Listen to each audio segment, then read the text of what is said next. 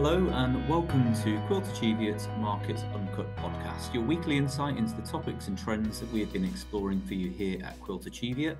Remember, so you don't miss future episodes, be sure to hit the follow button on whichever streaming platform you are listening on, or by following hashtag QC Weekly Comment on LinkedIn. I'm your host, Jack Bishop, investment manager based out of our Manchester office, and this week I'm pleased to be joined by Richard Carter, our head of fixed interest research, and Mamta Valechha, one of our global equity research analysts covering the consumer discretionary sector.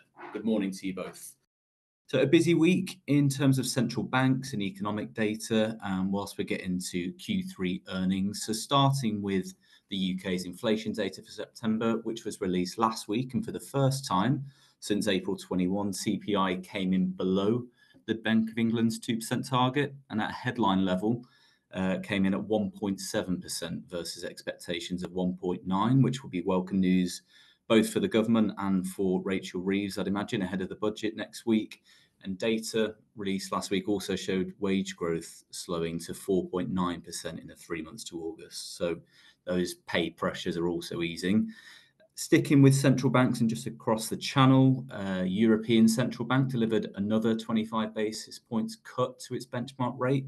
And that was the first back-to-back rate cut in 13 years, so taking their deposit rate down to 3.25%. And Eurozone inflation for the year also revised down to 1.7% in the year to September. Elsewhere, China reported economic growth of 4.6% in Q3, so that's a slowdown from the previous quarter and probably highlights the need for that additional stimulus that was announced towards the end of September, and it's below the 5% target. And towards the end of the week, we had retail sales out of both the UK and the US, which came in ahead of expectations. So implying a more resilient consumer, maybe, despite higher interest rates. So something which Mamta can hopefully shed some light on. So, Richard, if we start with the UK CPI print, looking into the detail, I think it seemed quite a good report on all fronts. Aside from the headline print being below target, could you talk us through why the market took the report so positively? So core services elements, those are areas that the Bank of England has paid more attention to. And then the broader market impact in terms of sterling, gilt yields and pricing for interest rate cuts. Yeah, Jack, I think the sort of narrative in the UK for the last few months a little bit has been, inflation's very sticky here, service prices particularly, and that means that the Bank of England can't cut rates as aggressively as maybe as we'd like, and maybe as the Fed have been talking about doing. And that's flipped around a bit now, and those numbers really played into that actually, because not, like you say, not just the headline was weak, but core CPI fell to 3.2, and then the services inflation, which has really been the worry for the Bank of England, that fell to 4.9%. So it's all heading in the right direction. Like you say, wage growth has also eased off a little bit. And that suggests that the Bank of England doesn't need to be too cautious about cutting interest rates. So not good for sterling, but pretty good for gilts. And it looks like, as far as markets are concerned, we're going to get back-to-back rate cuts from the Bank of England by the end of this year. So another 50 basis points of cuts between now and January, which should be good news for the UK economy, I think. Talking of back-to-back rate cuts on the ECB, only last month I think the market had been anticipating they'd probably keep rates on hold in October. So what seems to have changed? The ECB seem to now be a bit more concerned about maybe a lack of inflation or weaker inflation. So is there anything change in the data? Yeah, it's been quite a big shift actually, and it has been the data. The growth data, PMI data, so sort of leading indicators, have been soft. I think certainly, particularly in Germany, there's a few struggles in the manufacturing sector and elsewhere. I think sort of weak growth out of China possibly not helping. And then inflation data is just consistently surprised on the downside. A bit like here, there was worries about strong wage growth in Europe. That seems to have petered out. Energy prices have sort of been up and down, but nothing too concerning. And I think the ECB's moved from this sort of worry about too high inflation to sort of potentially too low, and also about potential recessions and all the rest of it. So they've done a bit of an about turn. They've got to get on with it and get rates down. And otherwise they could potentially be too restrictive. So so definitely more rate cuts to come from the ECB. And then just on China, on their economic growth. So it was a slowdown, as I said, from the previous quarter. It did seem to beat maybe lower expectations. So just talk us through the other elements of the data release. I think there was like industrial production, retail sales, and maybe a bit more detail on some of the stimulus measures from the central bank. Yeah, I mean, always take Chinese numbers a little bit with a pinch of salt. They all seem to be come out. The GDP numbers seem to come out very quickly after the end of the quarter, in contrast to some other countries, and never get revised, which is interesting. I mean, the sort of retail sales and IP numbers not bad for September. It's just 1 month, but I think big picture. China has some big economic challenges. Growth is slowing. It's below the target that the government has set, and hence the need for stimulus. So I think markets, kind of look through these numbers a little bit and hoping all the stimulus measures that have been announced, and we've had sort of more rate cuts already this week. They're hoping that will get the Chinese economy back up to that sort of 5% growth mark. And then just one final topic to discuss. It's something we do speak about quite a lot, and it explains our positioning within client portfolios. An FT article towards the end of last week highlighted the gap between corporate bond yields and US Treasuries narrowing to its lowest level in 20 years. So essentially meaning investors aren't going all in on a soft landing. So a few questions around that. So just to explain, why you think credit spreads are so tight in the US, does it concern you? What's the situation in the UK? And implications, if there are any, if there isn't that soft landing in the US? Well, they're tight because, like you say, it's a kind of benign economic backdrop. We've had the inflation's rolling off, interest rates are being cut, and the economy, like you mentioned, retail sales is holding up okay. So it's an environment where credit spreads are going to be fairly narrow, and that's where we are. I mean, they are you're in the US at the tightest level in sort of almost 20 years. Hard to explain, but I mean, it doesn't mean there's been a massive drop versus where they were. They spent most of the sort of last 2 years. It's just we're talking basis points here, but they are about sort of 80 basis points over government bond yields. I think there's a sort of also an element of crikey, US has got a big deficit. Our government bonds, they're safer than corporate bonds, but are they as safe as maybe they used to be, etc. And so maybe that's an element of it. But I think also you've got to remember cash rates are likely to come down. A lot of people buy corporate bonds because they like the yield. The yield in the US on the index for corporate bonds is still 5% or roughly 5%, and that's not too bad when if you think the Fed's going to be cutting rates. So that's helping.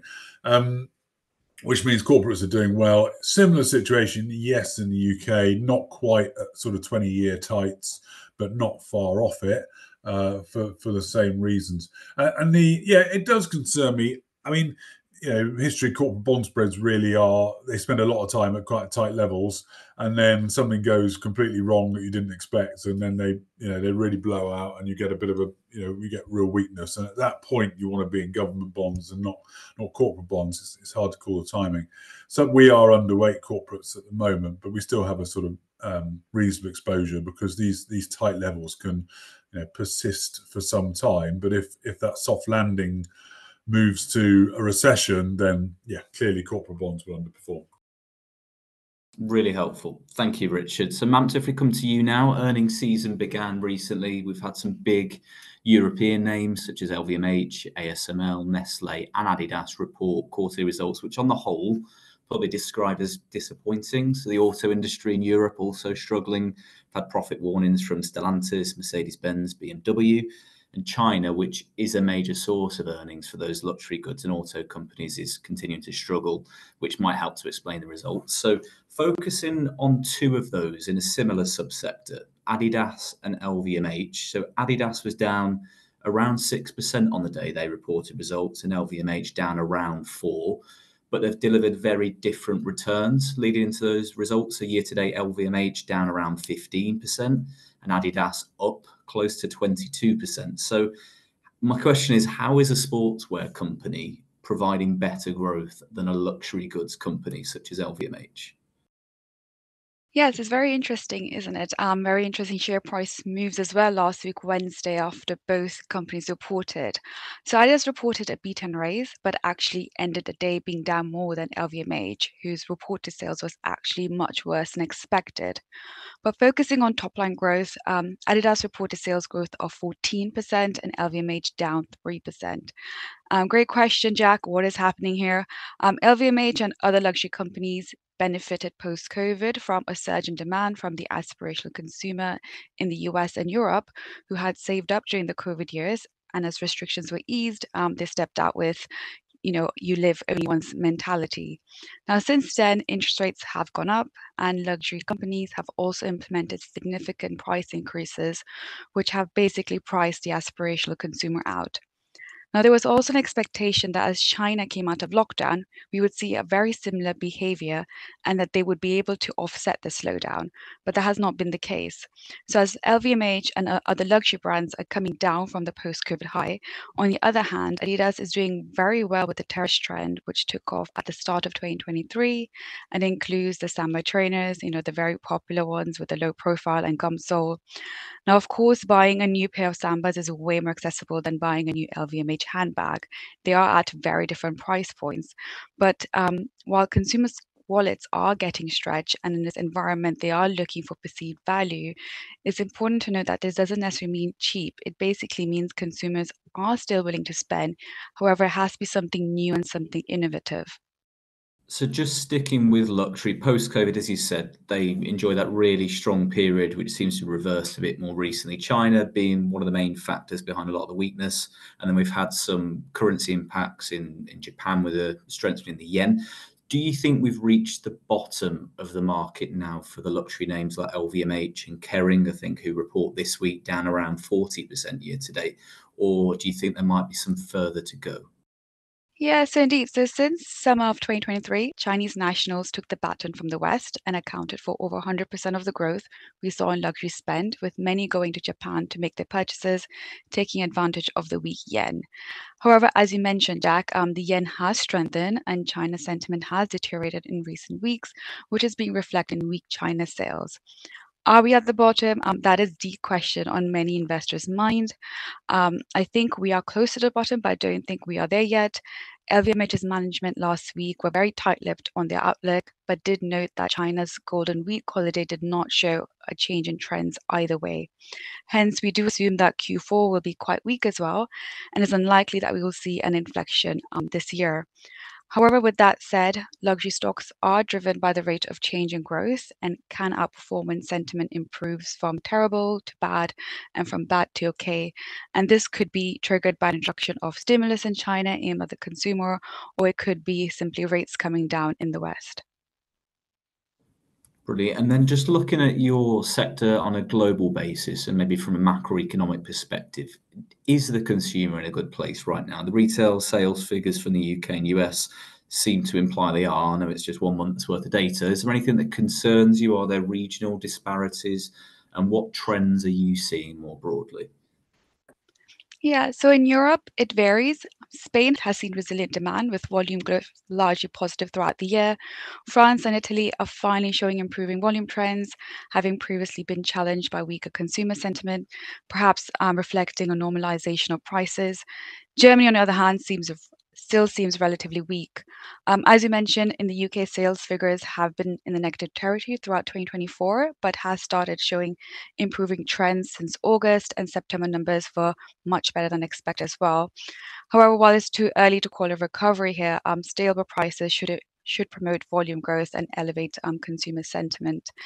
In the US, the market has been one of the most resilient, believe it or not, showing positive volume growth actually since the start of 2024.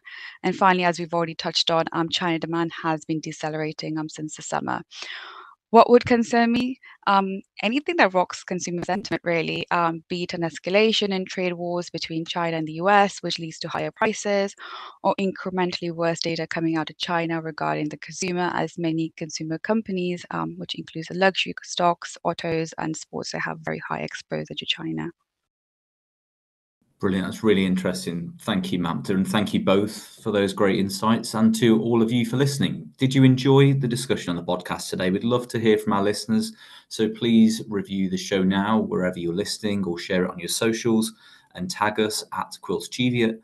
To make sure you don't miss a future episode, tap the subscribe button, and we'll be back next week. In the meantime, you can head over to our website, www.quiltercheviot.com, where you can read the accompanying market overview as well as subscribe to our weekly comment newsletter.